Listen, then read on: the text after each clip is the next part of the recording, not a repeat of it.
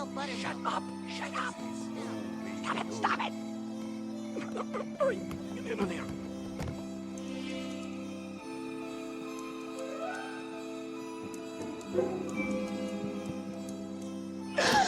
Randall, there is a cow outside.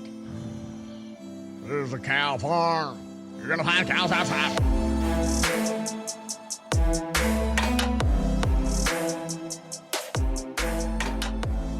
All right, everybody, welcome back to another week of Muskies on Tap. Welcome to episode number 148 of the Mott Pod. I'm one of your three hosts here tonight, Gus Manty. We got the other Mott members on here. Let's introduce them right away. We'll see how everybody's doing. I did get to see Brian. We'll maybe chat about that. But Brian, how are you doing? What'd you do this weekend? Yeah, I had a good little weekend. Friday, you came to town with Clayton and Nick for the Muskie banquet, Green Bay chapters for Muskies Inc. Titletown? Titletown chapter, Muskies Inc. Nice. Had a good time there. I That's met you all up there, and I was shocked. I was shocked at the turnout. Place was pretty mobbed. I think you said 280 members showed out for it. Yeah. The end of the year Yeah, banquet. non-members can go, how we were able to go and whatever. But yeah, they jumped up like 40 people. It was at like 240 last year. Now it was at 280 something this year, but a really good turnout. They do a really good job. Kyle and Phil and all the guys that work the Kurt and Katie and I'm forgetting names for sure, but a lot of great people that run that event. A lot of good prizes and everything. Yeah. Yeah, I enjoyed it a lot. Tons of prizes, tons of baits, some exclusive baits. There was like a big high value bait raffle that had like a worth in it. I forget the other couple of the other There ones. was oh shoot.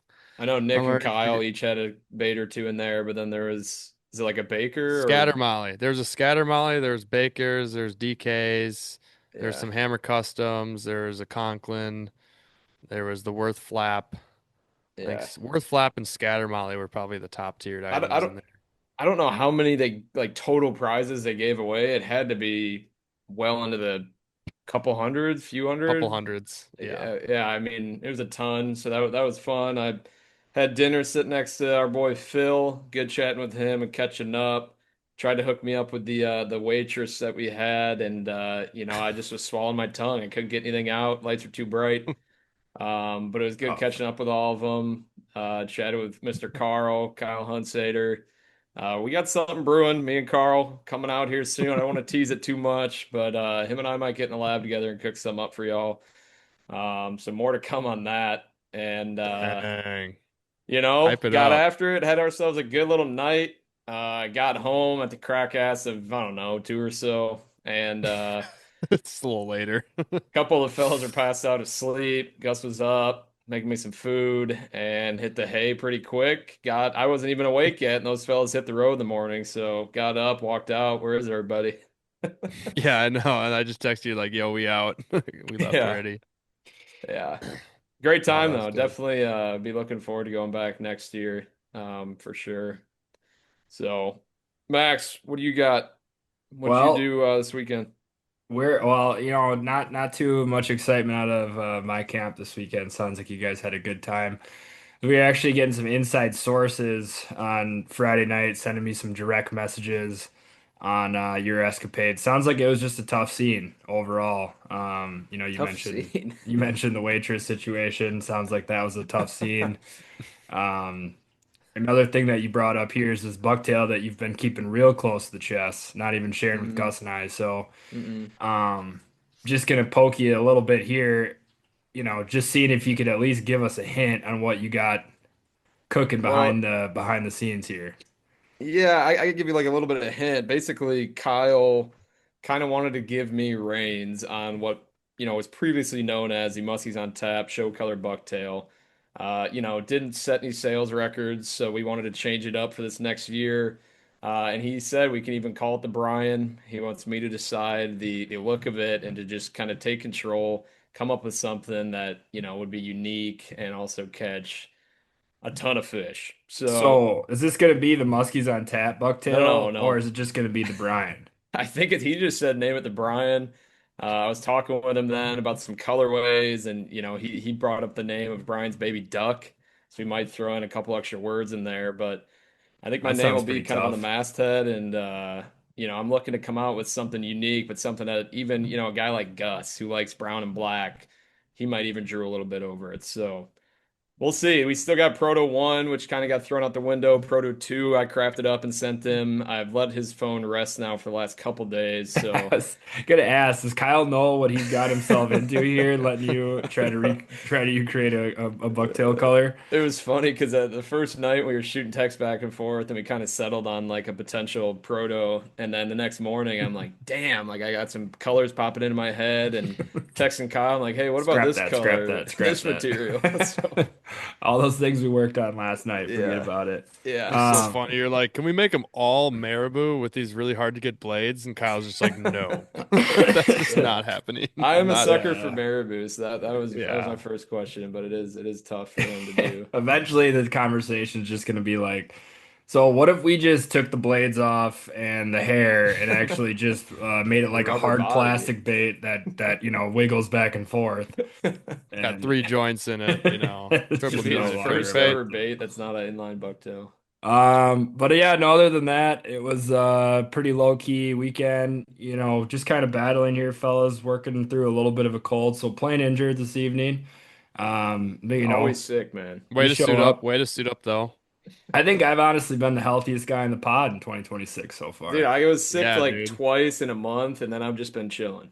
Yeah, yeah. No, and I'm not bad, like probably could be worse for somebody else, but it's You not shake bad. them off well. Like your front line defense sucks, but like what's behind that front line usually, does Yeah, its job, gets once it rid of gets it. in there, Yeah. once it gets in there.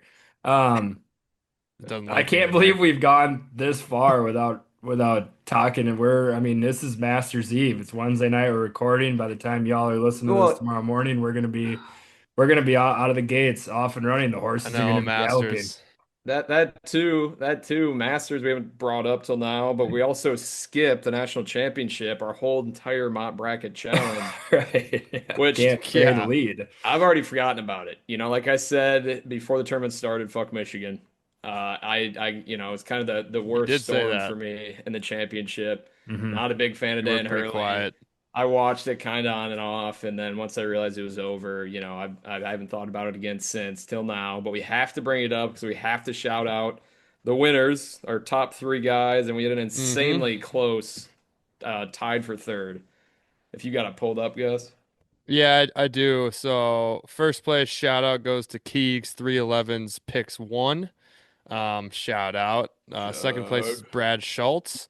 Um, Congrats there. Maybe out, next year Bryant. a different name. Third place maybe takes the cake. I remember seeing this when when we were making the challenge before the brackets even or the round of 64 started.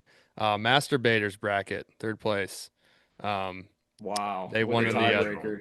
with the tiebreaker. So in the rules of these challenges, it's the closest to guessing the total final score of the national championship. So um, But you got what a do little they bit closer. guess? What do they guess? It was 134, and I think the other third place finisher that was tied guessed 135. And the Am total I? is 133, I think. And the total was 132. 133 or 132. 132, which Yeah. is incredible. 1 point. Yeah. But AB1 was the third place tiebreaker.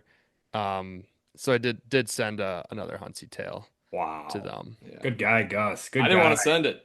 I didn't Good want to guy, say, me. It's good hand guy, out Carl. Good participation guy. Good trophies guy, now. Carl. Good guy, It's a Carl. good guy, Carl, with the Huntsy tail. So yeah, again, appreciate everybody signing up for that challenge. It's the biggest one yet, and of course, shout out to Thorne Bros for some gift cards, Net Buddy for the net holder and everything for your bracket for your boat.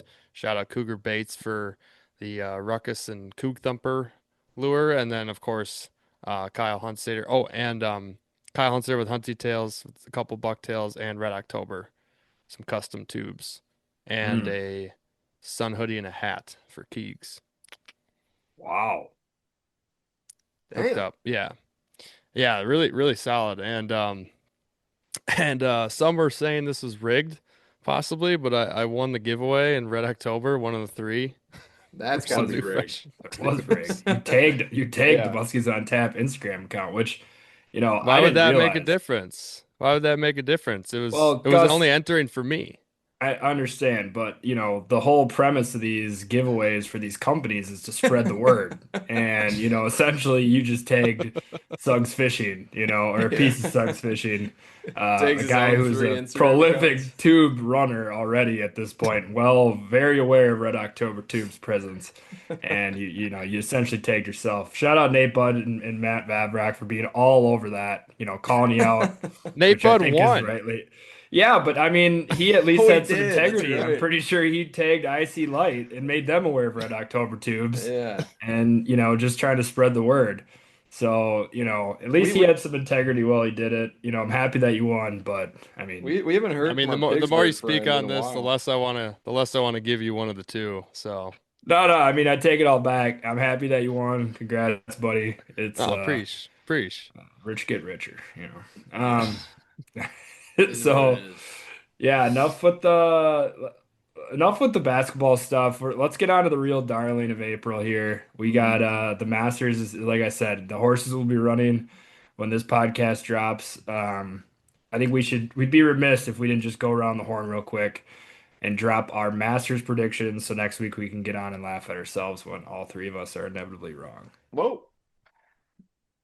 This is Hey, correct. according to my last year's New Year's resolution, I'm 1-0 on Masters picks. So I'm trying to make it 2 for 2 here. I was happy to So be on that ride with you last year, for Hmm. sure. Yeah, we'll Thank that see you. was what a good happens. one. That was well deserved, of course, a decade or more in the making, but you do have your money on Spieth, I assume, Brian. Whoa, Which is no, not hey, bad. Not bad. Hey, no, you said it. You said it earlier in the year. I think even on the that New Year's actually is pod. my New Year's res. Don't put your hands up Gus, like you didn't say Gus, nothing there. oh, Gus, you killing me. I was waiting for him to say somebody else so that I could No, hammer him on his New Year's well, resolution and be like, whoa. He knew it. He knew it. yeah, I but don't think he I thought you were remembered. making my pick from Augusta for me. Oh, he definitely forgot then. Who's yours? Mine? My overall pick that I just out of like the more favored that I do think is gonna win would be DeChambeau, Bryson. Ugh, this Gross. guy off the pod. It's All right. disgusting. Gross pick. Gross. All right, we'll come back to this next week. Look, I'm Gross. not saying he's not gonna win, but if you ever get behind Bryson and cheer him on, Elias, you'll Oh, I see don't me in like this him that pod. much. You're just asking me who I think's gonna win. All right, hey, I respect that. Max? What do you think? I'm going with the big game hunter himself, Cam Young. I think it's his time. He's ready to win a Jeez. major. I think he slips on the green jacket come Sunday. Yeah. That's a smart pick. That's a smart pick. I have a hard time giving one because I don't want my, emotional, my fandom side to, make the pick here. I want to pick That's the someone I game, think though. That's the who I think game. Just smart. game one. I Just think name one. the smart bet here just feels right. It feels like a down year. We don't really give a shit. And it's because John Rahm just slowly struts his way around, plots his way Hmm. around, and wins in a I boring like it. fashion. Unfortunately, yeah, I mean, we picked two live guys on this pod, which sucks. But fan Right. favorites, Spieth, Does Patrick suck. Reed, Gary Woodland. I mean, we'd have some crazy storylines if they start taking the top of the leaderboard. I'm thinking another two that I definitely like. Of course, we've been following, his what was it? Tommy Fleetwood's son. Is it Frankie? Frankie? Frankie. Yeah, so I mean seeing Fleetwood win it would be really sweet. Right up there, of course, he was, runner up last year, but Rose Yeah.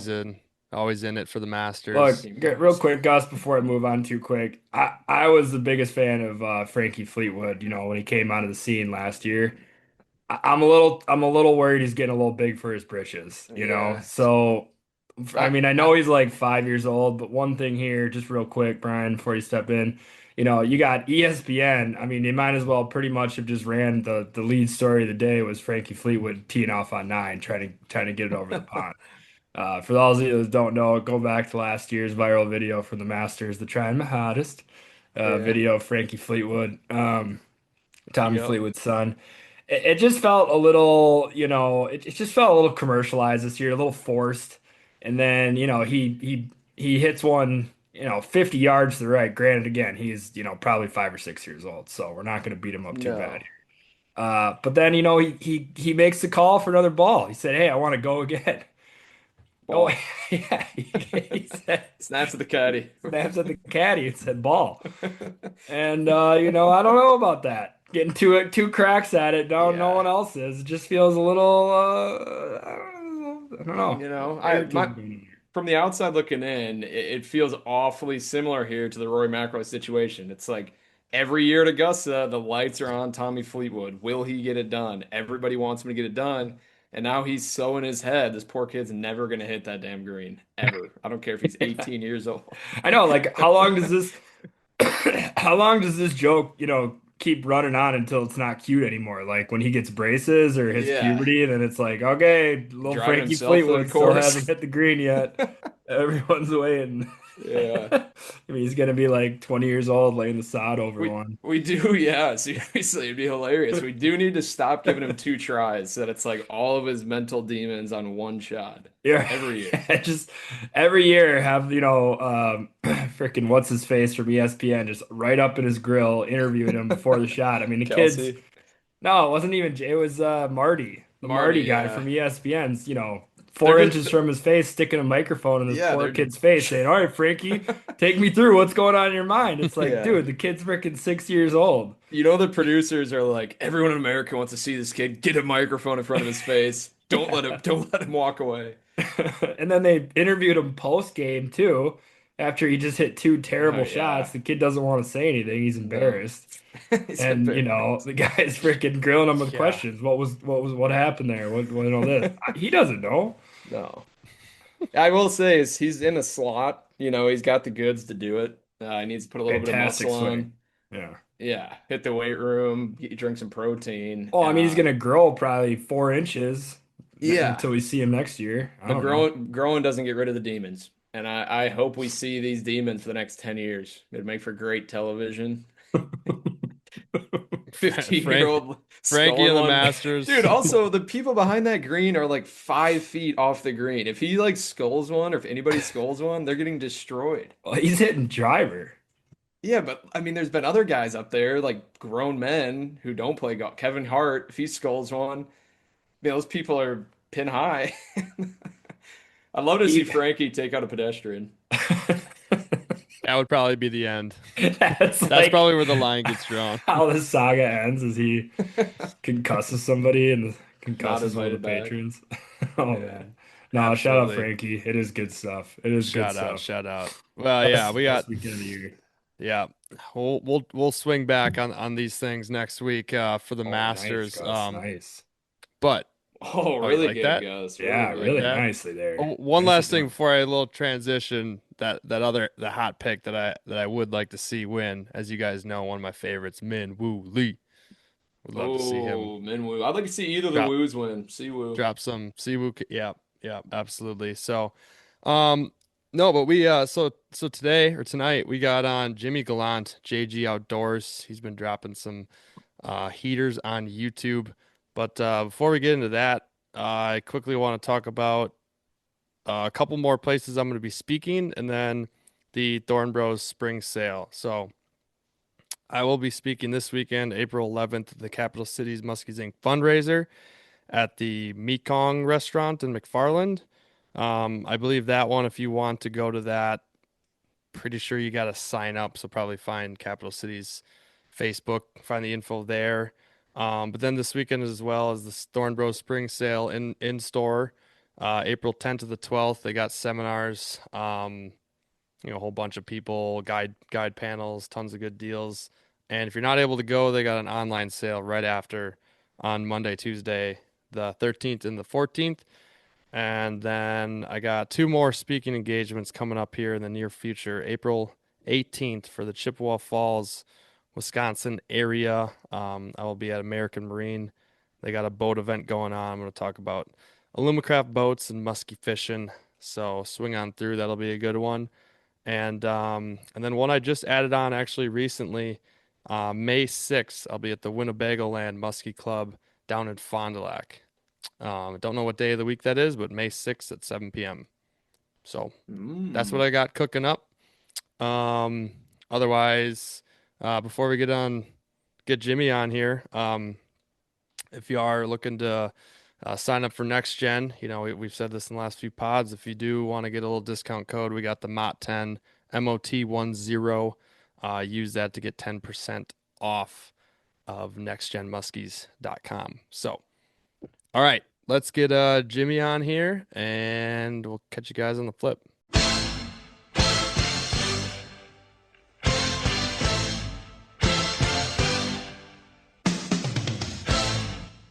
All right, now here on the Zoom call, we got none other than Jimmy Gallant. It's your first time on the Mott Pod, so we're going to get a little background from you. But before we get into that, how are you doing tonight? Oh, doing good, man. It's just kind of a rainy, crappy day here in the Northwoods, so just been getting all the spring stuff situated. Actually just went down last night to the Green Bay area, did a little walleye fishing to kick off the open water, so that was a lot of fun. But How looking far? forward to open water, that's for sure. Gus just sent us a video today about how much snow is still up in Eagle River. Oh, What's your take on how long it'll be till we get some lakes popping? man, I think it's gonna be definitely like third week in April, if I had to guess. I mean, some of the big lakes might even hold that ice all the way through April, like Twin and some of those lakes. They're still looking at pushing 30 inches out there. Oh, that's Yeah. a while, mid-May. It's crazy. Just like a week ago, I was on the lake and there was a truck out there. So Yeah. it's a whole different world once you get to the Northwoods of Wisconsin compared to even like the central part of the state. Yeah. It's just crazy to see the difference. But yeah, it's gonna be a late ice out this year, I think. That's a bummer. Yeah, I know. I mean, kind of is what it is, or somewhat normal, I guess. I don't know what normal is. I feel like it's around the 20th to 25th of April, maybe. Yeah, I would say latest. usually, like the 10th to the 20th generally. Yeah, so it can be that. Give or Yeah, take. right. But I don't know. I kind of think it's Absolutely. good for that spring fish, and I think the walleye opener will be really good this year with the late ice, and being that it's a pretty early opener, I think it's May 2nd this year, so Yes. I think it'll be a pretty good spring regardless of the late ice. Right.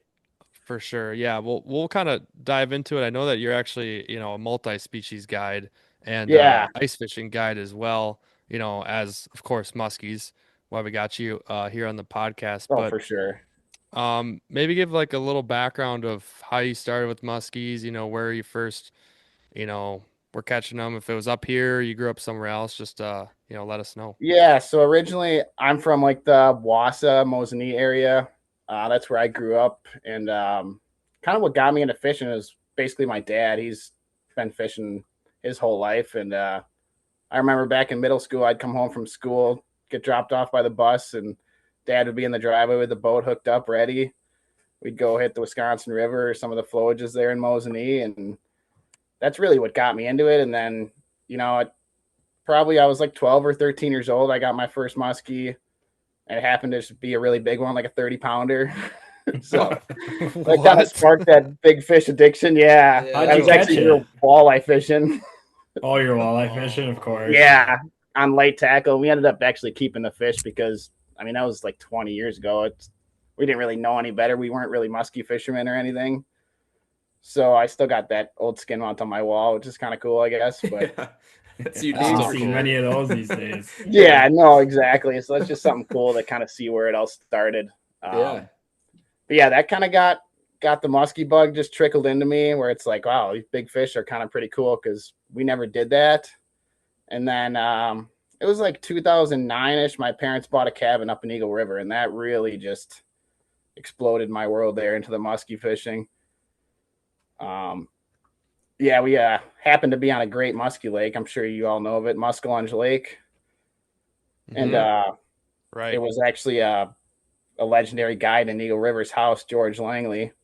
So we got to pick his Oh, brain yeah. about the muskies in the area and how good the lake was. And it was just like, wow, we didn't really know what we were getting into at the time. And the trickle effect was crazy. You know how it is. Once you catch a couple muskies, it's just a rabbit hole. Yeah.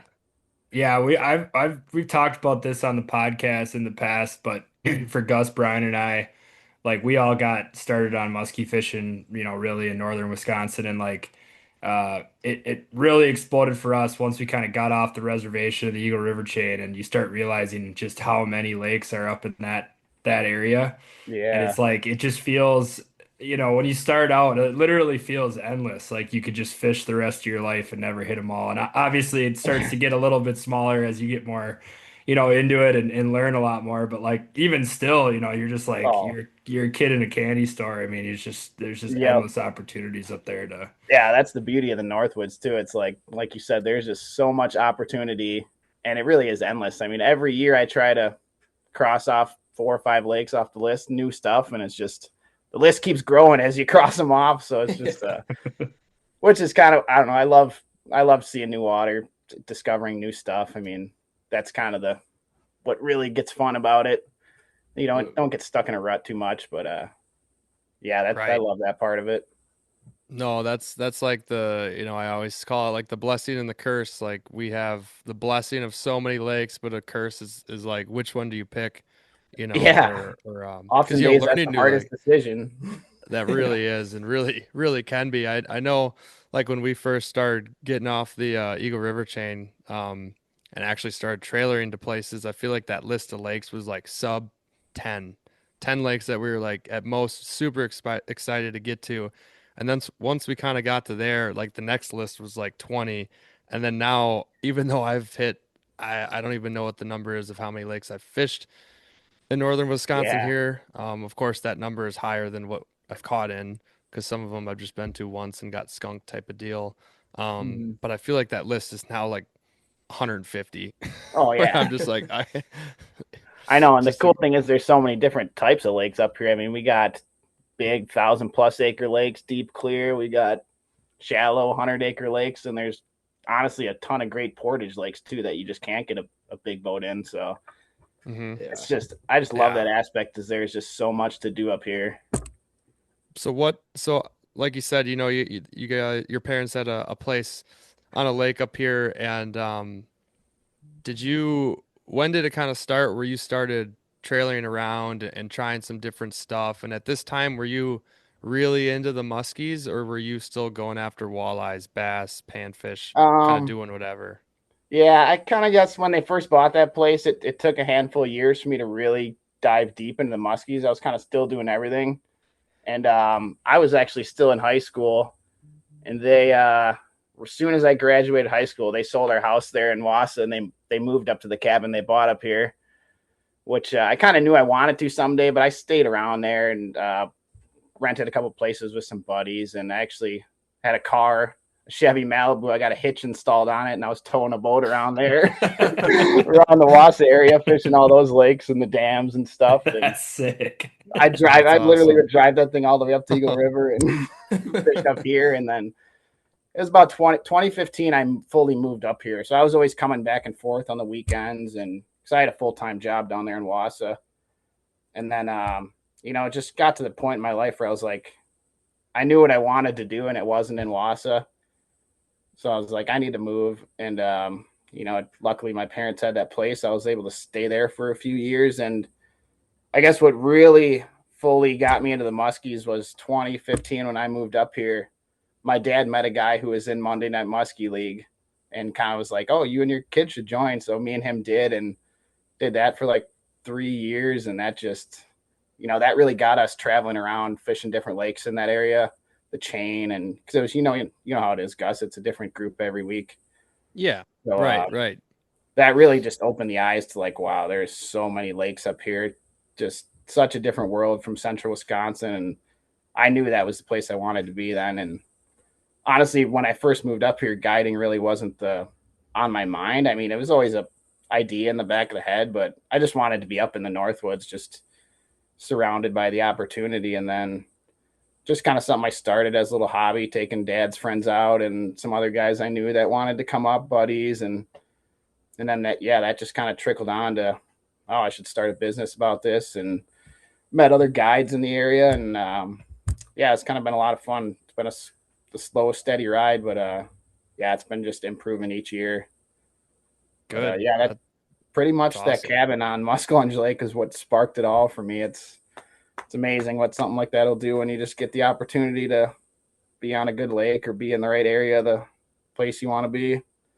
Yeah, I remember when we started, like Max had said, Eagle River trained primarily for like the first 2 years. And when they were talking about going to explore new places, I was like, I feel like there's so much of this chain that we still have to explore. Like, why do we need to leave? I was And I gonna say Yeah, know, 2 years. I was gonna say 12 well, years of well, I just mean, we two never years, two left. years of more so like grinding it. Uh, Oh yeah, yeah, yeah. and I was kind of pissed because I was we have a lot to explore here, but I didn't realize what was out there and that there's lakes that are potentially better or definitely better than the chain. yeah, And then once you kind of like crack that seal of exploring new places, then you just want to like hit them all. And so yeah. we Like you said, said, it's that kid in the candy store yeah, effect. You just, where you can know, I go next? Like what a new yep, structure can I fish? And we yeah. try to Just the do it. discovery is just, man, it's just what kind of gets you going every day. It's just Yeah, like, that's like what our can I fun for learn? us. And the for like our opener when we all get together is try to go to new lakes. And we Gus has obviously hit a ton, so to find a lake that he hasn't hit, now our boundaries of where we go have spread out a lot more over the last few years. So we're Yeah, still trying to find some. We were talking about it the other day, but we'll see. oh yeah, yeah. There's always some hidden gems out there to figure out. Yeah, Absolutely. I mean, yeah, they've all been at this point they've all been fished. A lot of people know Yeah, about them, but there's still just some that, fly under the radar and I love those lakes and absolutely. try And to you've probably seen it too. Lake Psycho, where like for yeah, example, that lake my parents had the cabin on. It was amazing when we first got it, and the past 3 or 4 years, it definitely hasn't been as great. At least in my opinion, it kind of got choked out with milfoil and whatnot. But obviously, there's still fish in there, but it's not at the peak of what it once was. So that's just right. something you see with the lakes around here. Is I mean, you could go to a lake and it might not be that good, and you go back 5 years later, and you're like, wow, how did this one fly under the radar? Seriously, yeah, and they could be, a super close lake to town or they're far away and generally speaking those are the smaller lakes, I don't know how much I've described it on here, but like those small lakes up here are, they can be little fickle bitches pretty much. Like they can go on and then they can go really, really, really off and like you Yeah, said, they can get those little lakes can get choked out with weeds bad sometimes if they get like some kind of invasive species that can spread way faster than a big lake. Small lakes like that can get like affected really hard with the panfish populations and food source for the muskies, yeah, or even just like, you know, a couple extra get killed out of that lake. Those little lakes, just like, I feel like they have just as high of peaks, if not higher than some of the big lakes we have here, but they have yeah. some They low definitely valleys. up and downs, no doubt. Yeah, Yeah. but there's a So, lot of people underlook a lot of those small lakes. There's a lot of big fish in some of those small lakes. I mean, Yeah. you might not get your yeah, no kidding. 50 plusers, but there's still a lot of big fish in a couple 100 acre lakes. hmm I definitely agree. So another thing that we wanted to kind of bring up, and we'll ping pong ball bounce around all over the place here, but Yeah. um, Max and I have been watching some of your Canada stuff Oh yeah, on cool. YouTube, and before we get really dialed into that, when was the first time that you went to Canada, and did you go with like your dad? Did you get him more into musky fishing, or Yeah. some friends? So basically, like, yeah, the Musky League was what really got my dad into it. He would just go fish on the lake they had the cabin on every night. He wouldn't trailer, wouldn't really do anything, which I don't blame him. I guess it's nice and convenient, but the Muskie League kind of really got him into it, where I saw the addiction kind of trickle into him, and then in that Muskie League, there's those group of guys. They go to Lake of the Woods every year in like September, so we got to know them pretty well. And 2016 was the first year we went. We decided, hey, we should try this Canada thing.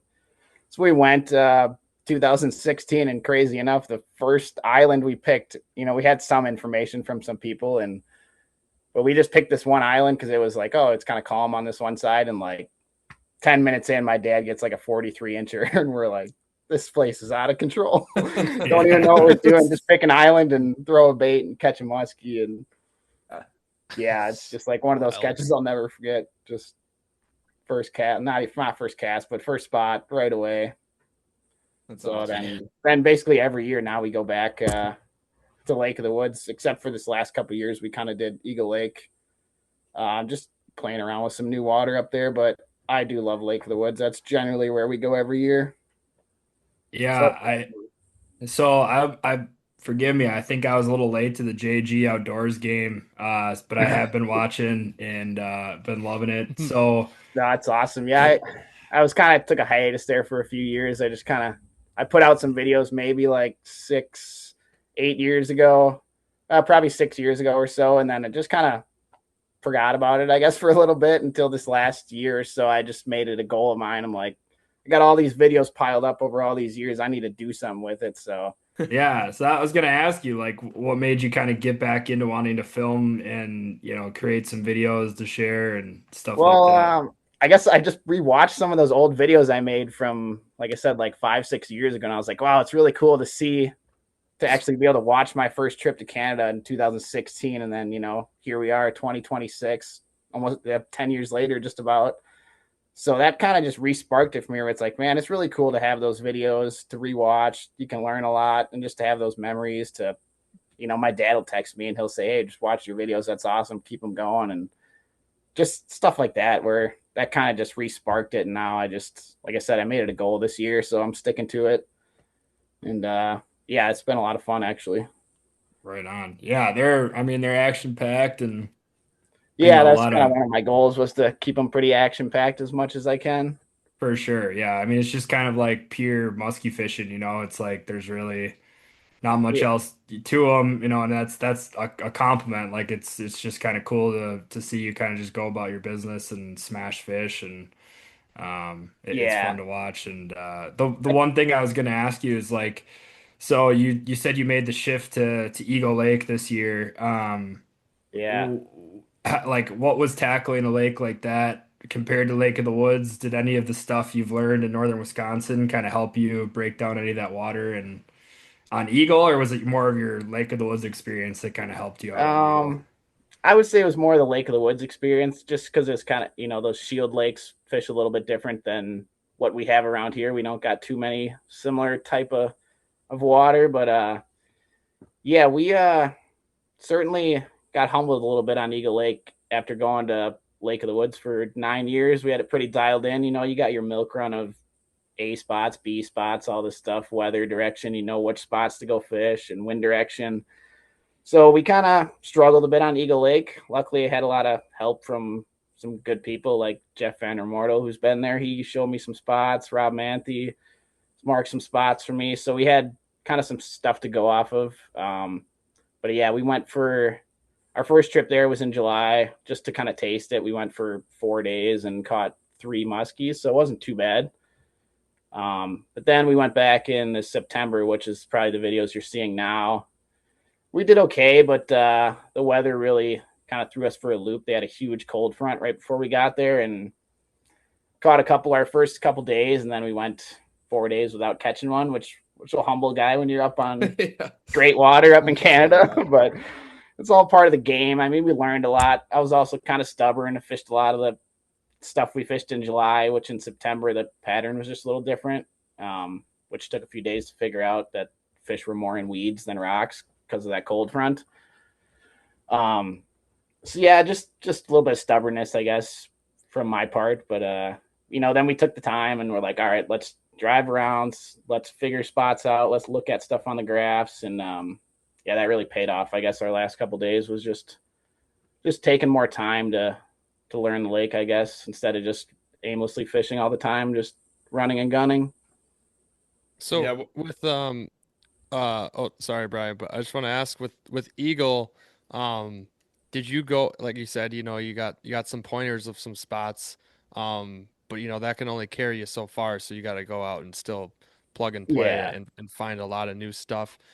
Do you auto chart up there? Do you have mapping? Like, is it okay? Is it sketchy? Honestly, the mapping was pretty bad, at least what I had. Like, I'd be working around an island. It would show my boats like on top of the island. And everyone I talk to, that's just kind of how the mapping is up there. I guess they've made a new map. They just haven't released it yet or something.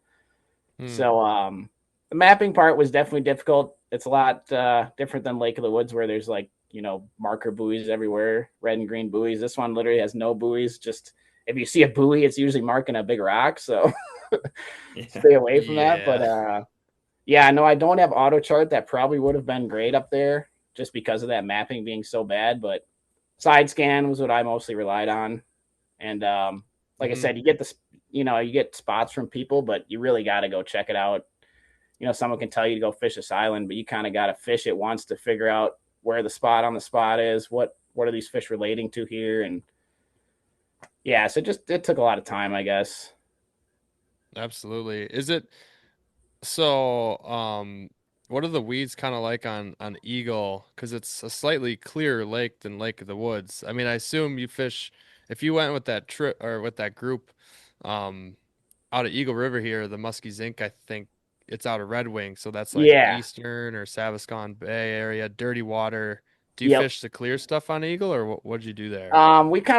We were stayed on the more of the east side of the lake, which is a little more dirty. Okay. So it wasn't like gin clear or anything like you would expect. It was kind of more, I guess, like Lake of the Woods type of water where it was a little bit stained. And the weeds we actually found were mostly cabbage. But we actually, honestly, the cabbage we didn't do as great out there. We did better on like that grassy type of weed, or if you could find like a sand beach, it usually seemed to have that grass on it, or just like basically these little pockets or coves. And then, some of them you wouldn't even expect there to be weeds there, but you'd roll through it with your side imaging and you'd see a big weed bed. And those seem to be better for us, kind of those grassy type of shallower weeds, I guess I would say, because some of the cabbage we found went out to 10, 12, 14 feet. And we caught, every time we fished that deeper cabbage, we just caught a ton of pike. And I'm sure there was muskies there, but we just didn't have the best luck in those for some reason. You're talking like the sandgrass that's only, I mean, it's pretty unassuming if you were to see it through the water. It's only, it's kind of laying down on the ground or maybe sticking up a foot, but it's not much. Yeah, exactly. Yeah, it's definitely not a foot tall or anything. It's just kind of that light grass. And that was something we took away from Lake of the Woods, was anywhere that grass was like a great spot. Like I said, it usually related to sandy beaches. And if you're driving around, you see a sandy beach, go check it out. Because if it's grass on top of that beach, those always seem to produce for us. So that was something we took away from Lake of the Woods and kind of brought over to Eagle Lake. That seemed to work for us a little bit. Interesting.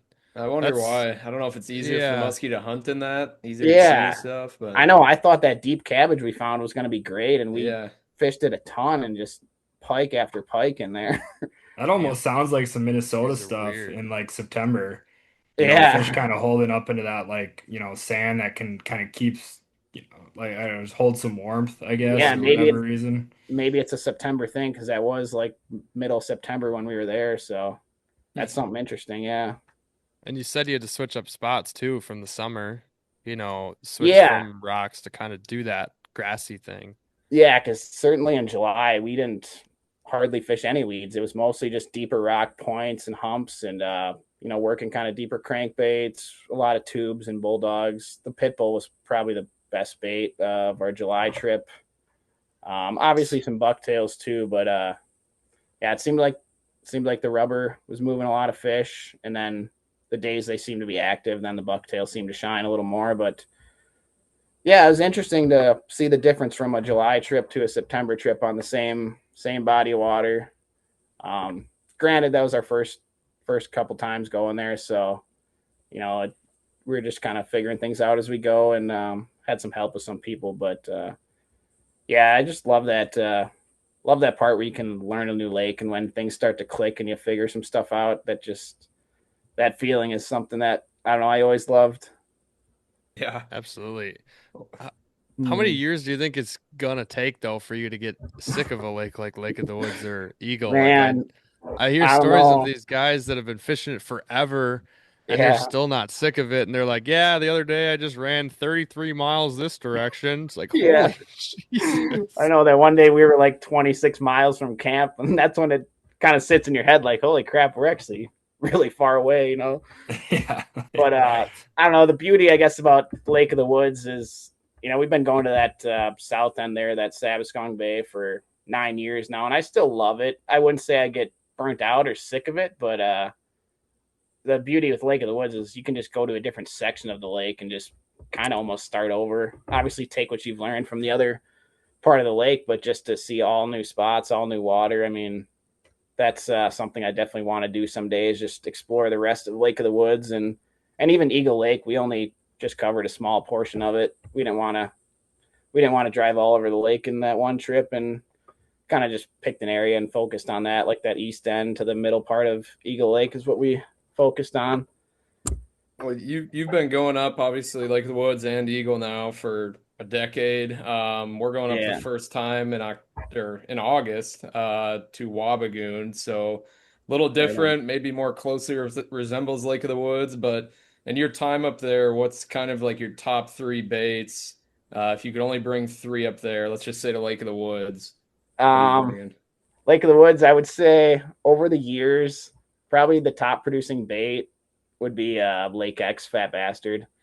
Oh, yes. That would be, I would never go there without one of those, because there's some days where if you're not throwing that Lake X Fat Bastard, you are just getting outfished by whoever is throwing it. Because some days they just come unglued on that thing, where it's the only thing. Is that it gets top it done. water in general, or just that bait specifically?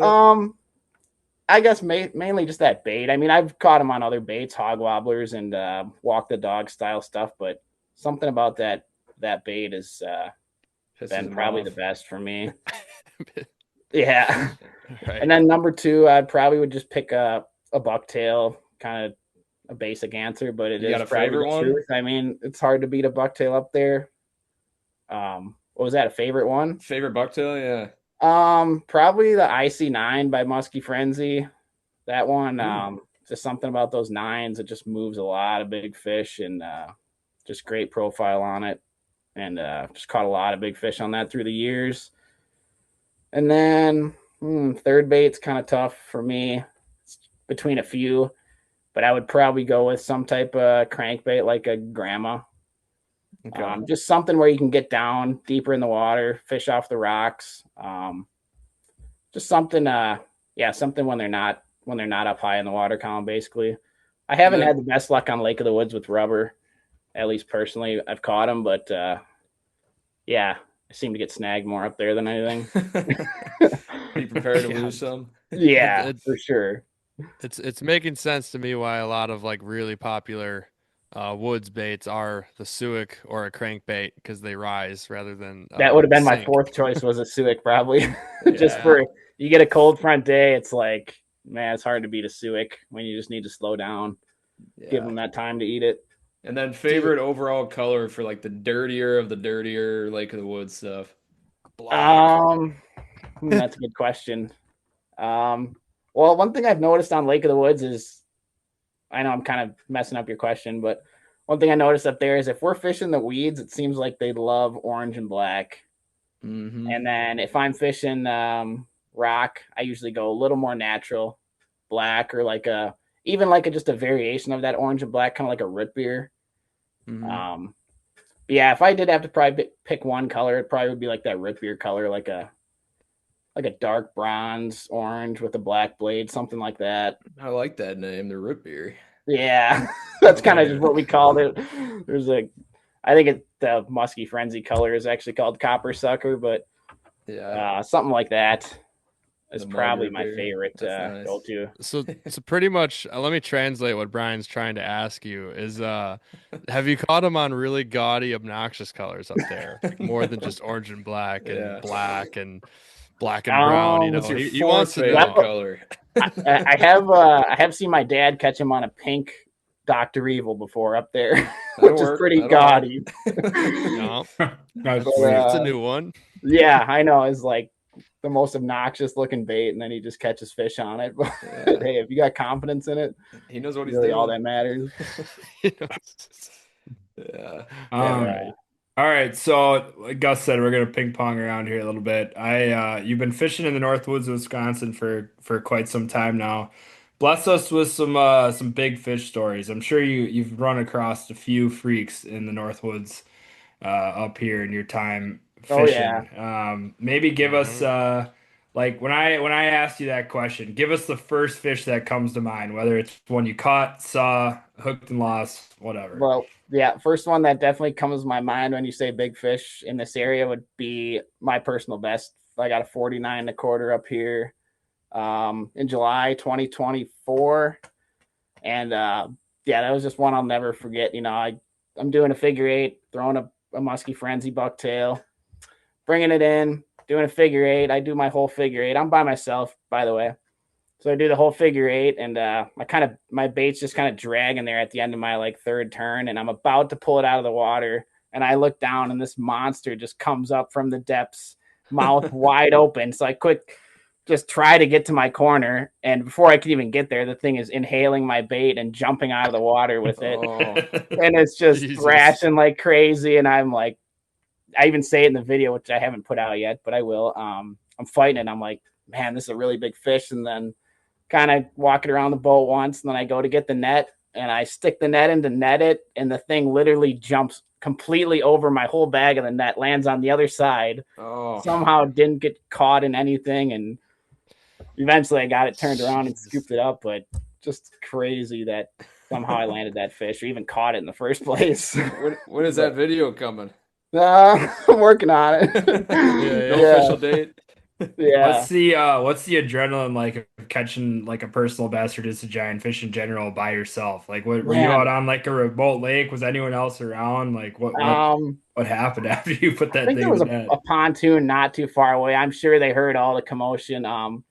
But really, I mean, I knew it was a big fish, and you get it in the net, you're excited. But I would say the real adrenaline really kicks in when you get it up on the board, and it's like, pushing that red line right there.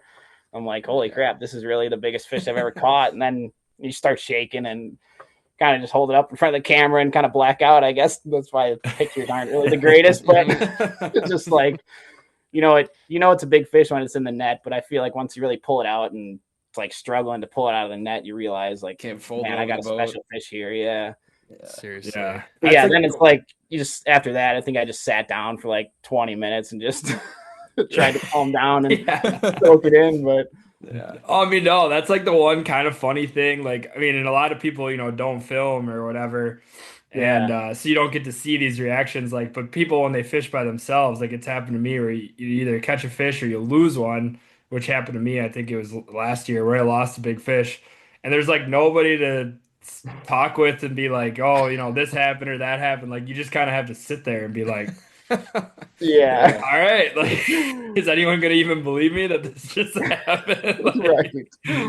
like it's so funny when you're just solo like that.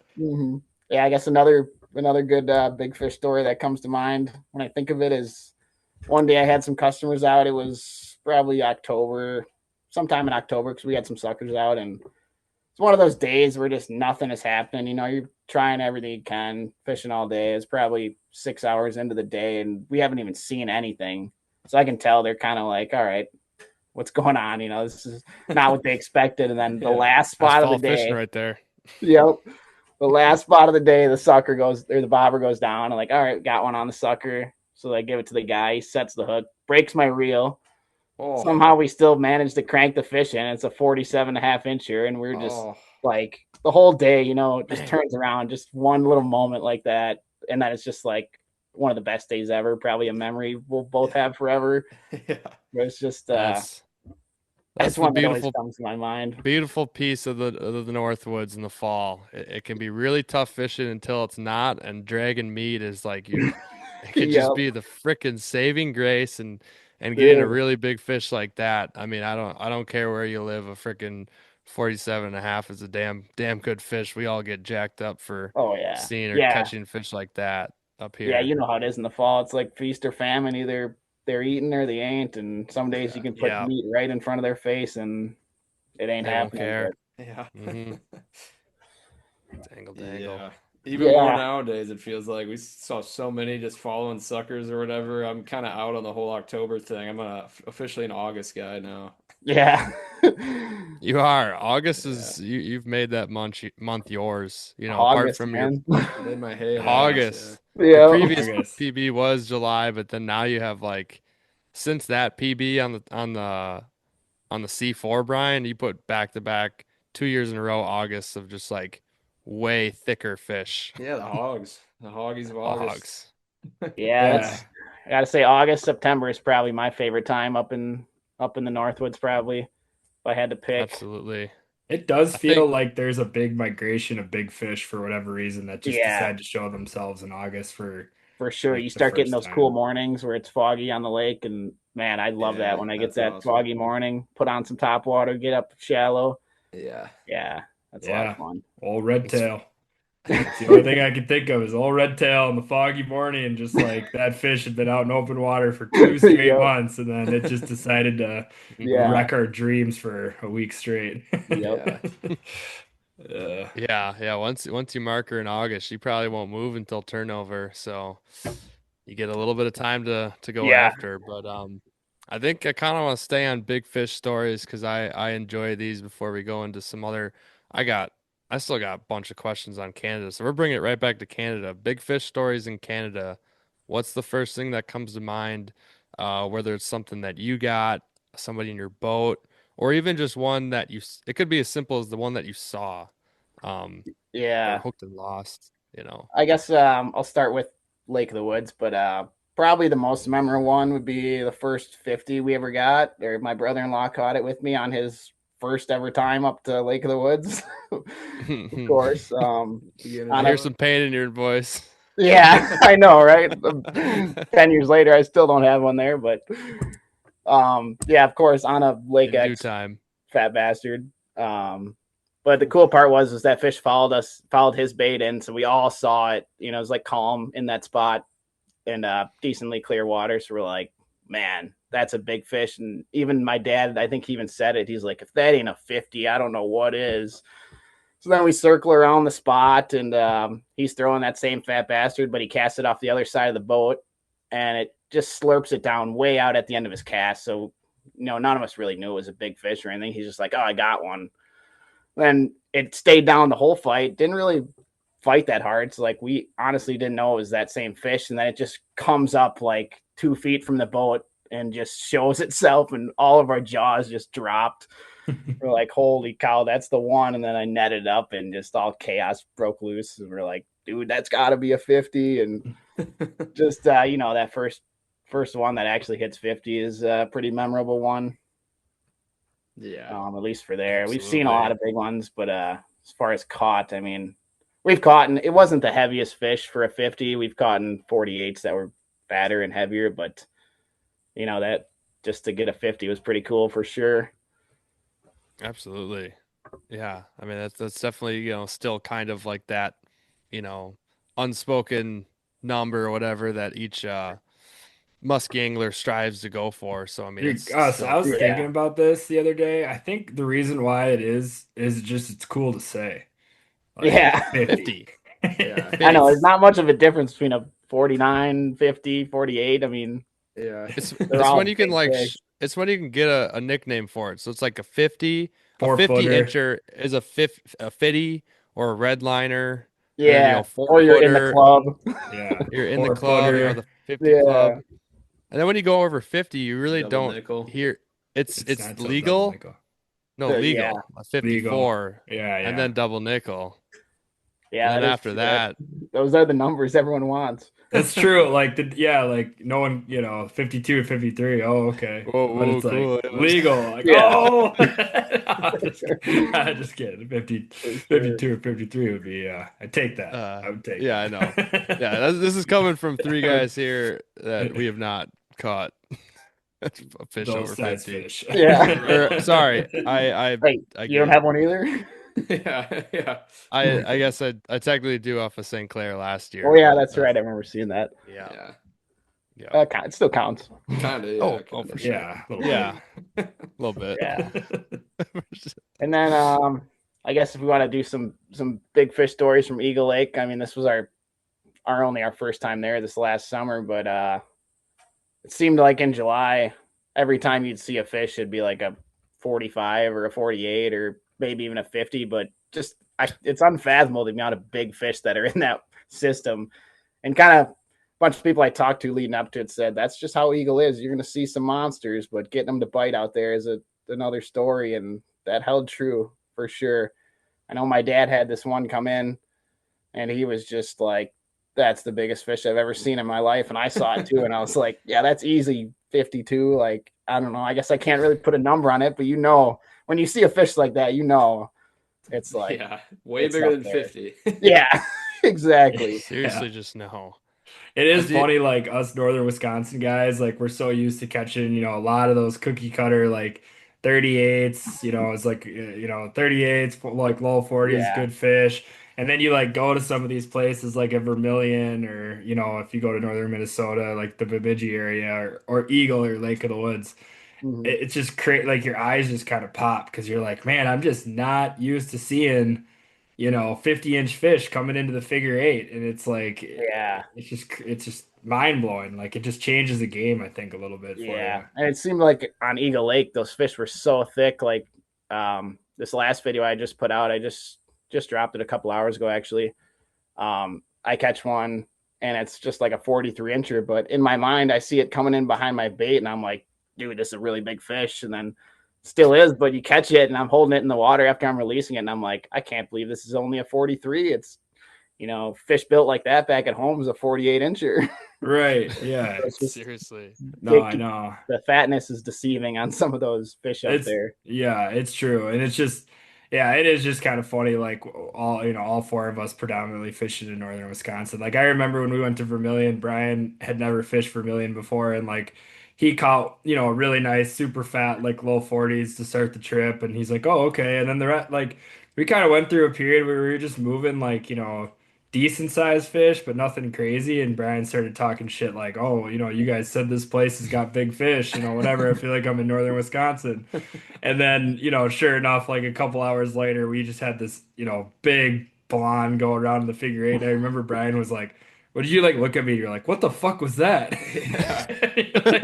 You're like, how big was that? Yeah. Well, I saw her a couple times. I was like, that would be like a 51 there. Just blowing. Yeah. Gus is like, let's give her like an hour and then go back. Like, no, stay on her. I'm not leaving this thing. Stay on her. I Don't actually let made anybody in here. Vermilion last summer too, just for 4 days, and that was a cool experience too. Also, first time being there, but I don't know. Last year I was just on this crazy kick of like, I'm gonna go try a bunch of new stuff.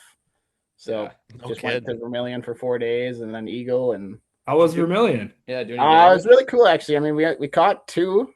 But they were both big fish, 47 and 48. Nice. And then we saw some others, but kind of struggled most of the time. Other than that one evening, we had that bite window. We caught both those fish in the same evening. Damn. Kind of right before dark, and then that was it. We lost one during the day on a mag dog. Did a lot of just scoping stuff out, just driving around, checking out spots, seeing stuff like that, just getting a feel for the lake. And it also seemed quite a bit different than what I'm used to fishing, I guess. What time of year did you go? We were there, let's see, I think it was right away in August or end of July. And then what side of the lake? We were on the west end, like Spring Bay we stayed in. Yeah, gotcha. So I don't know what side of the lake you guys fish when you're there, but we just basically just stuck on that west end and tried to not spread ourselves too thin for only 4 days. Yeah. But it was cool. I mean, I certainly like it. I definitely want to go back. It is neat. We don't have like any knowledge of the west side. We've done the east side, which is predominantly rocks and a couple weed bays, but it's pretty much all rock shorelines, all rock humps, ton of islands. Well, it's islands all over the lake, but then it sounds like the west is a little bit cleaner water and weeds. Yeah, also. Definitely seemed like we were able to find a decent amount of weeds on that west end. And some rock too, but yeah, there's certainly a good amount of weed structure that we fished and saw quite a few fish in those weeds. But I heard that about the east side. It's a little more rocky and kind of just a little bit different than the west end. So I'd like to check that out someday. Mm-hmm. But yeah, that's definitely cool. Just an incredible fishery. They got such big fish up there. Yeah, it's pretty dumb. So you said last year you kind of had a kick to go out and fish all these new places. Is that you think that's going to spill over to 2026 season here for you as well? Yeah, for sure. I got another Vermilion trip planned for this year. I actually got a lot of big plans this year, so that's kind of exciting. I Yeah, tell us. That's Trying to live through got a you. Vermilion trip planned with my good buddy Josh, who was at the shows with us with Lax, and then he helped me out at the Waters Meet Muskie show when I had my booth there. He's also who I went with last year to Vermilion, so we're gonna go again for another 4 or 5 days, probably around that same time frame, end of July, early August, and then I got invited to do a week of fishing with the vets on Vermilion end of September with nice. Kyle Bishop. I don't know if you know who he is. So Sweet. I'm going to go and do that, which is a really cool opportunity. I'm excited about that, just to branch out and spend some more time there. And then we're going to plan another Eagle Lake trip. I'm not sure when, but probably just our normal time in September when we go. And then at some point I need to get to Green Bay and fish, because everyone just keeps telling me every year, you got to go fish Green Bay. And that's one I haven't done. So I'm hoping to sneak that in on some weekends if I get time. But I know it's a lot of big plans, and then in between guiding and all that stuff. So it's going to be a busy year, but I like being busy. I'm excited. A lot of potential big fish. Yeah. I know. It's all big fish water. Yeah. Yeah, it's definitely a good recipe for some glory, and then also to get your ass absolutely kicked a couple days. Right. You got to be willing to get your ass kicked, no doubt. Yeah, that's like a great but that's kind of like the perfect balance on some of these waters, you know. Yeah, I mean, this probably sounds dumb. Like, obviously you'd want to just go up there and smash giant fish, but when you have like a couple of those ass kicker days, it makes the big ones feel like a little bit more meaningful. Yeah, you appreciate if anyone the could days just a lot more. If anyone could just go and, you know, catch them, like, it probably wouldn't have the same shine, but who knows? Maybe. I don't know. I've never been to a place that is just handing out 50 inchers, so no. I guess I can't really say that. I know. Let me know. Opinion. What? Oh, Lake St. Clair. Yeah. Just hand them out for anybody out there. Yeah. That There you is go, true. buddy. Reel it in. Yeah. Making Spot sense. on, boys. Spot on. Spot on. Yeah. Oh man. Yeah, no, that's cool. That's cool. So when you're guiding in northern Wisconsin, are you primarily musky guiding in the summer, or do you do like a good blend of everything? Kind of I'd say more muskies than anything else. But I guess early season I try to do everything else more than muskies. Like May and then about half of June, I kind of just do walleyes and all that stuff. I'll still run some muskie trips early season, those first couple weeks in June, but that's some of the best time for the rest of the species, you know, walleyes, bass, panfish, all that stuff. So really till I get to about July, then it's like full on just all muskies up until ice up. But you know, if somebody wants to do a bass trip or something, I'll still run those. Usually kind of get away from the walleyes just because they're kind of finicky and tough to catch in the middle of the summer. But I don't mind doing some bass trips here and there, but definitely muskies are my bread and butter from July on, I would say. Yeah, it is fun in May to chase those walleyes and smallmouths around. Are you going to be attending the hearing on the 13th next week? I'm thinking about going for the change of the muskie opening. Yeah. Or, you know, opening season. Get the dates changed Emergency back. hearing. Yeah, which should have never been changed in the first place. Yeah. Yeah, right. I don't know Yeah. what they're even that thinking, hearing. but yeah, no, everyone should go to that because I'm definitely not in favor of that change, but Hey, this year, I hopefully mean, you- the musky gods might have like made it known. They were like, you know what, we're just gonna leave these lakes locked up with ice. And they're Yeah. in May.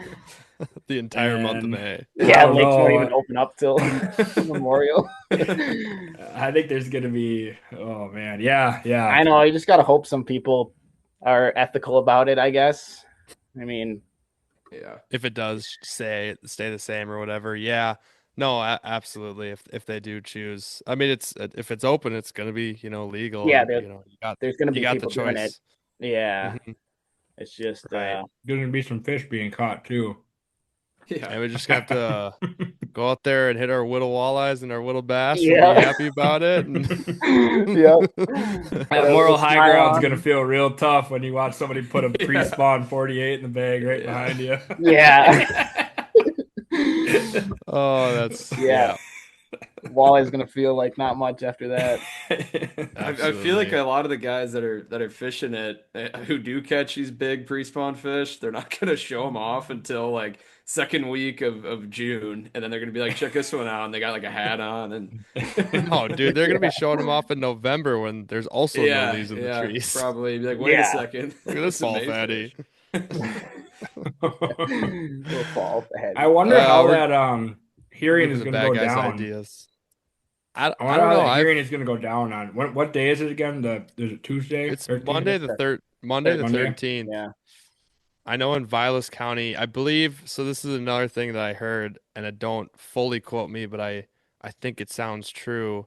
If you're gonna go and you have to go in person to vote, whatever you want to vote for, you have to go in person. I think you have to show up to the county that you reside in. Because I overheard some people that are on like that Oneida Vilas border, and they're like, I think I'm just gonna drive to St. Germain Elementary School. But somebody's like, I don't think you can do that. Like I think Oneida's in Rhineland or somewhere. Can't remember, but Vilas is at St. Germain. So I think you got to show up in the county that you live in.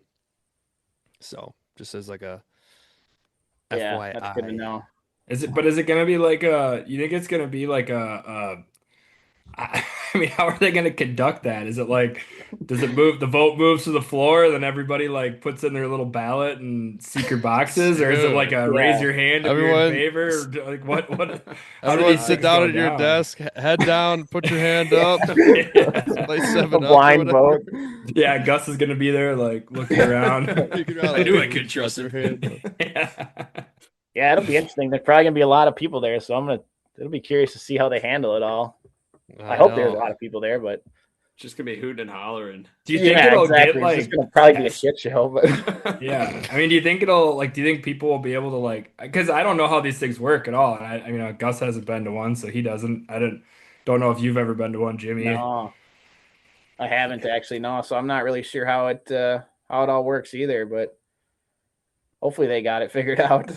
People are gonna be bringing baseball bats in there. Yeah. Demanding change. There'll be You a mean lot of Musky people with Club their bats? opinions. I feel like they're not going to be you. I mean, again, we're young and new to this stuff. So like, I mean, I don't remember there ever being this much momentum behind something to like get it changed and people actually showing up for stuff. Because like, there's so much bitching on, about the stocking and the wake boats and this and that and forward facing sonar. But like, Mhm. you can bitch all you want, but like, nothing's like you're not like you can go out and complain on social media, but you're not actually like really doing anything. Now, like, there's actually this legitimate hearing where you're like, hey, we're putting an issue forward, people are gonna vote on it, and like people are showing up. It's gonna be really interesting to see how it all goes down. I think I kind of can't wait to hear about it, honestly. Yeah, there's definitely, like you said, probably the strongest movement behind anything in the recent years that I can think of is this. So hopefully it all Yeah. works out the way we want it to. You're going for I sure, hope Gus? so. I am. We might have to do a little finagling with our schedule with when we were going to record the podcast, depending on how long this thing takes. That's about the only complication, but otherwise I can You could go, go live from the hearing. That'd be interesting. That would be something. interview a couple. Oh man, that would be Dude, that would local actually beauties, be yeah. couple hilarious. timers. Yeah. Oh man. Get them on their way out when they're all pissed off. What'd you think tonight? Yeah, it's just so good. Stick a camera in their face. Yeah, Dude, just to stir the pot. unbelievable. Yeah. What's your One reaction? thing I do want to say, and I feel like I maybe did say this earlier on, but maybe not because now there's the spring hearing going on. I kind of chuckled, no matter what side you're on, if you were looking at Facebook a lot and you see kind of the side that's a little bit pro early start, and they're kind of making all these points or whatever, and they're being nonchalant about it. They're trying to make it not a big deal, but this news got dropped and it's been only but a giant deal. Like it is a huge ordeal. It's not just like a little big, nothing to worry about. If there's an emergency spring hearing meeting, Yeah. like it's a Oh, big yeah. deal. Musky community doesn't mess around, man. I know. We're small and Yeah. mighty. The Yep, only thing that exactly. kind of gives me a glimmer of hope, I guess, in a way, where it's like, I think this will, I said this on the last podcast, but I do think this will, like, depending on how it goes, whether the vote is yes or no, I don't think it really even matters, but I think it just shows that if there is other things that the community wants to get behind, like, hey, there's actually a way to change the trajectory of something. If truly enough people don't like something, like you can actually, if you kind of organize and do it right, like you can get stuff changed. So I'll be really, that's why I'm like kind of lining on like more curiosity is like, does this like if they say, well, we're gonna change it back to Memorial Day weekend, like does that change happen this year? Does it have to go through another set of review? Does it take another year or two long process? Like, how does that all go down? That'll be some of the stuff that I'll be kind of curious to hear about. And if it, stays as a first weekend in May thing, like, okay, sure, but like, why did it happen? How many votes does it take to get it changed back? Like, all this stuff where I feel like there hasn't been that much clarity kind of talked about on that type of stuff, on like, because I don't know. Yeah, and like you said, like people can complain about it all they want on social media on Facebook, but it'll be cool to actually see what coming together and actually trying to do something about it will actually become. Because yeah, like you said, everyone's just all talk but no action. So it'd be nice to see something actually get done, or hopefully get done, Yeah. or what they can actually do if we all come together and try to make something happen. I'd be curious, like you said, Max, if they give an explanation, because that's like where the gray area. I mean, that's what shocked everybody is like, wait, what's going on? Why did this happen? So if they can at least say their reasoning for doing it, and what data they used, and clarify all of that. I'd be curious if they do that in this hearing or whatever. I That's doubt why they I'm just do. like, I doubt they do too. Like there might be some questions or whatever and some people up there to answer. I don't know how this layout's going to be. I mean, are we all in like the gymnasium? Is there going to be that many people Is there? there? Or, You like, said there's they got one in a per county. classroom or One per county, yeah. yeah, one per county. So We like got to get like people that call in for like 2 minutes from each county and get some different takes on how it went. still on the on foot. You have one guy at each meeting. It is kind of all in crazy Price too County. that like in the year of 2026 you got to be there in person. Like you can't zoom in, you can't roll out a proxy vote. It's a vote. Like, Vote in yeah, person, man. it's No old mail-in school. ballots. Yeah, no mail. Yeah, no mail-in ballots. Absentee ballots. Just show up with 2 forms of ID. They have votes rolling in at 2 a.m. for May 1st. Like, whoa, where'd we get these 1,000 votes? Yeah. Hey, May 1st. Yeah. When I left there, Memorial Day weekend was up 2,600 votes. And then the cloak of the evening. I wake up in the morning and we lost in a county with 5,000 people. Math ain't mathing on that. Yeah, no, it's not. More. Oh God. Yeah, there's plenty of jokes in there. Absolutely. I think I got a good transition here actually. All right. So let's just say past early season, normal opener. We got Memorial Day weekend. Jimmy, go through like a couple, things that you like to do on, it could be opening weekend, could be opening week, there's variable weather changes. What are a couple things that you like to do? Do you like to maybe go for some of those deeper, clearer lakes up here? Do you try your hand at those? Do you like the shallower lakes, and kind of run through a couple, spots or baits or something to go through? Let's do some early spring talk. Let's get pumped for that. I mean, we're for sure. 2 months away. Early season, I kind of shy away from the bigger, deeper, clear water just because they're generally a few weeks behind. So I found it just to be tougher, and I usually just end up getting my butt kicked out there. So I like the shallower, stained lakes, or more of the systems, like the chains and stuff like that, where there's a little bit of current, a little bit of moving water. And probably one of my favorite things in the spring is to look for the wind, pay attention to where the wind's been blowing, find a lot of bait in there, and then also the panfish. But mostly it's like kind of using what I find in May, I guess, to benefit me for opening weekend, where the panfish are and the rest of the species are, because that seems to always benefit me, is finding the good weed beds where the panfish are, and then in turn the muskies are going to be there as well. So I kind of like to look for that.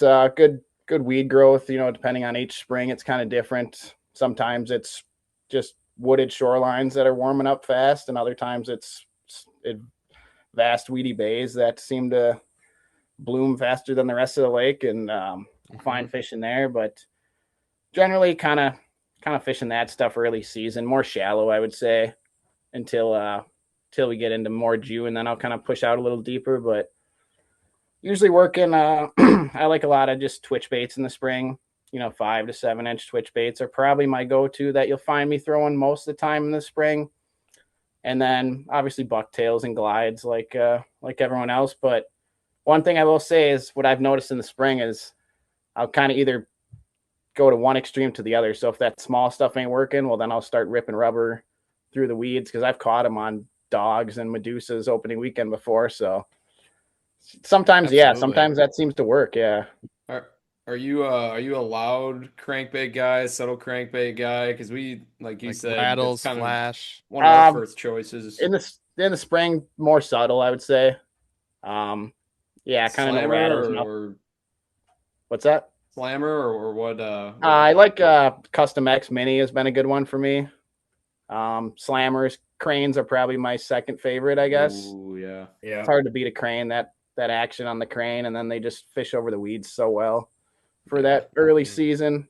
And they just make all different sizes, which is great. You can throw a 5-incher or a 7-incher. I like a little more loud and obnoxious in the fall. I'll definitely throw a lot more crankbaits with rattles and stuff like that. Get way more erratic with it in the fall. Mm-hmm. I forgot about cranes. We used to love that thing. I want to get one. Are they easy to get? I thought they were kind of hard to find. They were for a little while, but now they're pretty easy to get. At least seems like anywhere that carries them, they have a bunch of them. Okay. I know Guide's Choice and Eagle River, I think, has a bunch of them. Yeah. Yeah, they do. They might have even got just a fresh batch. Yeah, they were that's what I saw. I thought I saw borderline they were going to be done, and people freaked out and just bought them up immediately. And now people are still doing that, but they keep. Yeah, that was a few years ago. I think that I heard about that too, that they were going to be borderline done or quit making them or something. It was around. And they were hard to get that year. 21. Yeah, we got a couple. I think we got 2 that year that. after we got some already. We had some already, maybe 1 or 2, and then we're like, oh man, here's a bunch, and we nabbed up 2, and then they're gone before we even could get another one. And now I just checked my tackle box in the back. I was digging in the boat a little bit today, and I think I got a row of 9 or 10 just in the tackle box that we use. And then that's the thing with those cranes too. They're not the most durable bait, so you kind of need to have a few of them. Yeah, you got to color one that you like the action of. Don't fall in love with it too hard, because they're priced pretty fair, so it's not too much of a hassle to have a bunch of them. I know. I remember that year because anytime a shop would get some in, I would text Gus and be like, dude, shipment of cranes, just went over to the Muskie shop or something, run over there and get them. Or I remember I was at Thorne 4 or 5 years ago, and they had a whole shelf of cranes because no one in Minnesota throws cranes. I just bought a bunch of them. I'm like, dude, I just hit the jackpot. Yeah, you're like, what? They're everywhere here. They're everywhere they're here. Not here. Just loading up on them. Oh yeah, they probably thought I was an idiot going to the register with all those crane baits. Yeah. Yeah, it's definitely one of my favorites for getting through the weeds, and that body wobble is just ridiculous on that thing. It vibrates your whole rod sometimes. Oh, yeah, that was a good poll. You got me on the Guide's Choice website right now, checking out. Yeah, nice. Yeah. Getting some baits. Yeah, if they have one with the brown back, and I think it's a orange or gold belly, that one's probably my favorite. Yeah, that one's good. I don't know if they have that. It might be a random color they make every now and then, but that one's always been good for me. And then just the yellow belly perch. Yeah. I think green, all black for us. All black, and the fat body ones. The 306. 306 3 black is, yep. fat bodies. Yeah. Those are nice. Ooh. All right, guys. I do ahead, actually.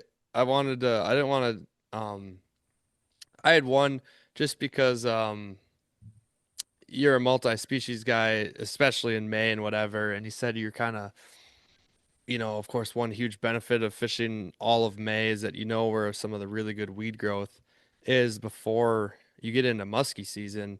Um, but I guess in more of like a technical question, I'll see if I can ask this the way I want to ask this, but like if you're so like before you get into musky season, like what are some of the fish that you target in May that like directly correlate with really good musky spots? Like for example, if you are on tons of pods of walleyes, like is that gonna be a solid go-to musky spot right away? Like are those walleyes munching on perch and then the muskies follow? Or are you going to like your really good crappie spots where there's a bunch of crappies or bluegills and boom, that's where like the muskies are? Maybe for some other people to kind of be prepared for early Yeah, I season. would say probably more along the panfish side as opposed to walleyes. I mean, some spots have obviously got where it's a good weed bed or a weed edge where there's kind of both mixed in. But as far as like, there's certain lakes where I've got spots where it's just walleye spots, off of points or stuff where it's not really relating to weeds, and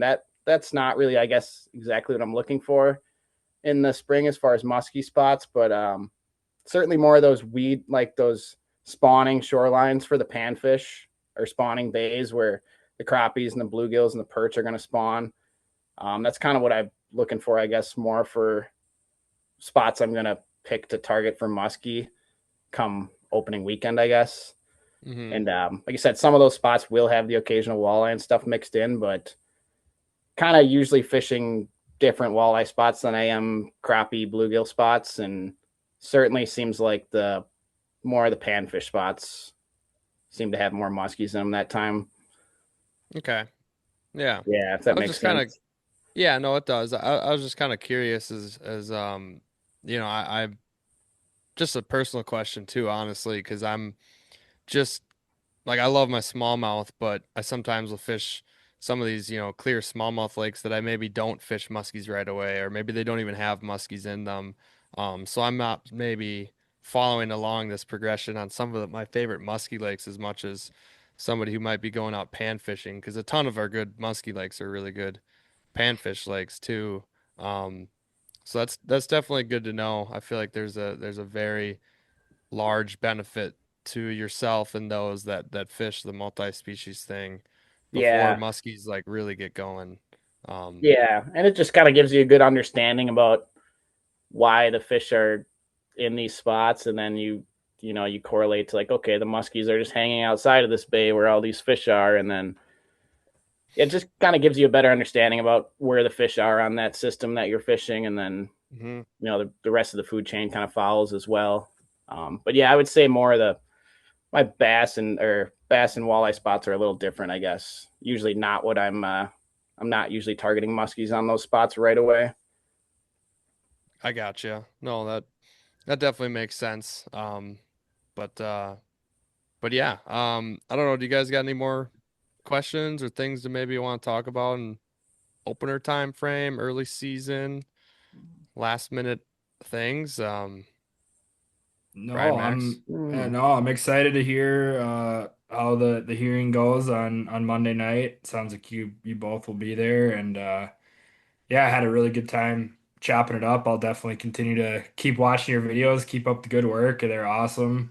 Cool, man. Yeah, thanks for the support. I appreciate that, and yeah, I've had a lot of fun with it, so I'm gonna keep it going, and yeah, keep up with the podcast. I Absolutely. love listening to it. Appreciate Appreciate it. it, man. Yeah. Before we sign off, Brian's gonna do his little outro here.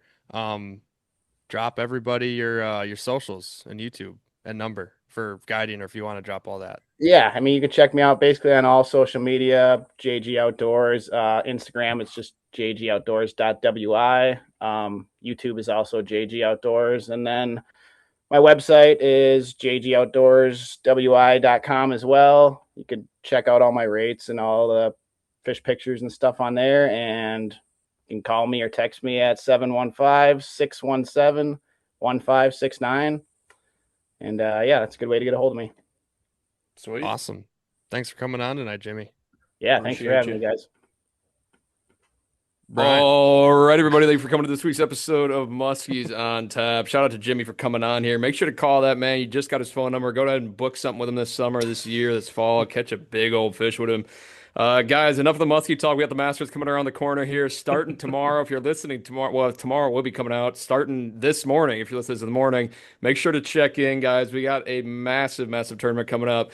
Nobody's talking about Rory winning again this year. Everybody's talking about last year, how he finally got, the devil off the back. He is going to be coming in hot, playing free. I'm expecting him to light it up, guys. We're going back to back. Jordan Spieth, though, forgot the New Year's goal. Jordan Spieth, probably going to make a strong showing. I hope so. Watch out for Patrick Reed. And go to the spring sale.